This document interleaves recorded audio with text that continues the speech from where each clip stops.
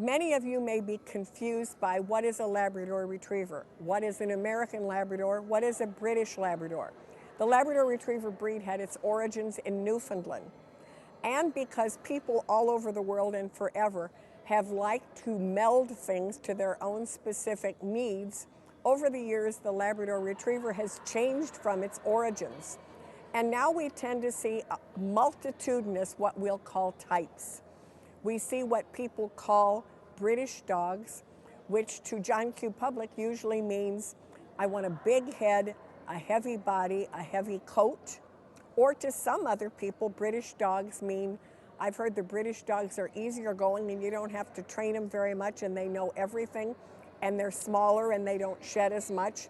To the American style, which most of the people in the US would equate to our field and performance types dogs, who tend to be more energetic, a little more refined in shape. And I equate the difference probably most easily for those of you who ever watched horse races. The conformation Labrador or the show Labrador is quarter horse style. Blocky, hefty, short distance. The field or performance Labrador is much more like the thoroughbred, much more elegant, longer limbed, sleeker, much faster, much higher energy.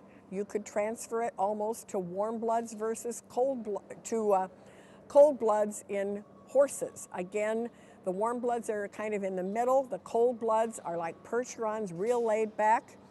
And then if you were to get into the hot bloods or the field trial dogs, that would be like our Arabians of the dog world. So it's important when you contact a breeder that you have in mind what you are looking for in a dog. And the big thing the breeder should ask you is, what do you want to do with this dog?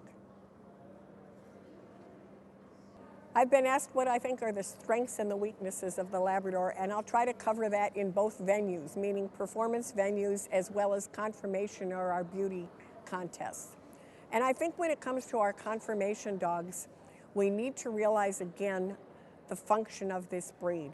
And as our bodies get to be heavier and as they become a greater percentage of the dog relative to leg length, we are functionally limiting their ability to do the work for which they were intended. The strength of the Labrador for both performance dogs and conformation dogs is their wonderful personalities, attitudes, and trainability. That's something the Labrador will never lose. They are a wonderful, wonderful breed. Our conformation dogs tend to be very sweet, very amenable, and wonderful dogs to live with. But we need to not have them so overdone, and by overdone I mean Percheron type, that they are no longer able to function. On the complete flip side of that, many of our field dogs have become so elegant and so extreme that they are at risk of damage to joints just due to lack of substance and structure and type. And particularly in field dogs, many of them have totally lost that important water-resistant coat. So we have fallaways on both sides of our venue.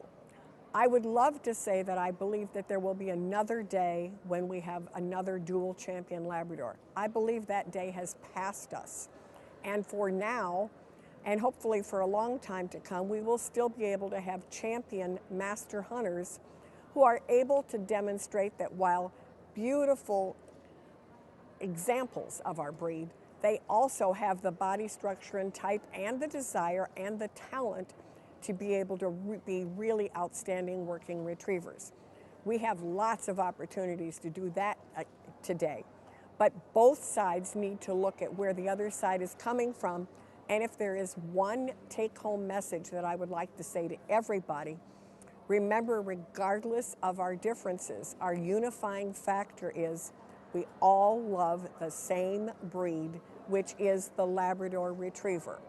So big, little, short, long, slick-coated, fluffy-coated, and whatever black, yellow, or chocolate they come in, They are all Labradors, and each of us treasure those dogs for different reasons.